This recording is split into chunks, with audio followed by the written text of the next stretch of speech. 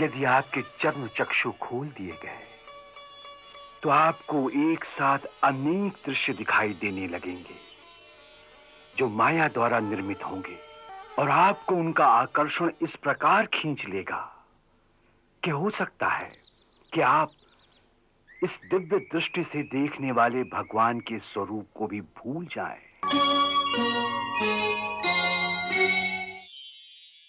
कलयुग में करोड़ों प्राणियों को आपको अपनी भक्ति रस में डुबोना है। उस समय सारा संसार आपकी वाणी से गूंज उठेगा और उसी जन्म में उनकी लीला का नित्य गान करते करते आप उन्हीं के चरणों में विलीन हो जाएंगे। यदि ऐसी आनंददायक सेवा हर जन्म में मिलती रहे तो फिर मुक्ति की क्या आवश्यकता है? हे महर्षि, आपने इतना सुखद समाचार सुनाया, उसका धन्यवाद।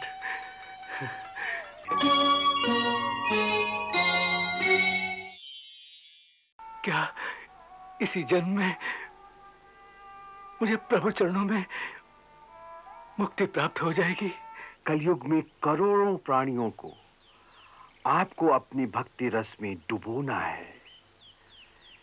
जब भक्ति का ह्रास होने लगेगा उस समय आपको दिव्य दृष्टि से श्री कृष्ण लीला के जो दृश्य दिखाई देंगे उनका वर्णन आपकी वाणी से होगा, जिसे सुनकर कोटि कोटि प्राणियों का जन्म सफल हो जाएगा। उस समय भी आपको नयनहीन शरीर की ही प्राप्ति होगी और आप अपने दिव्य चक्षुओं से उनकी लीलाओं को प्रत्यक्ष देखेंगे और गाएंगे।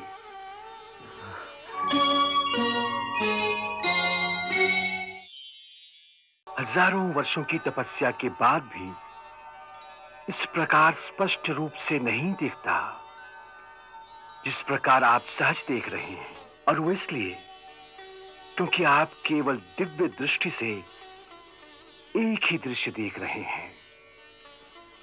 यदि आपके चर्म चक्षु खोल दिए गए तो आपको एक साथ अनेक दृश्य दिखाई देने लगेंगे जो माया द्वारा निर्मित होंगे और आपको उनका आकर्षण इस प्रकार खींच लेगा कि हो सकता है कि आप इस दिव्य दृष्टि से देखने वाले भगवान के स्वरूप को भी भूल जाएं।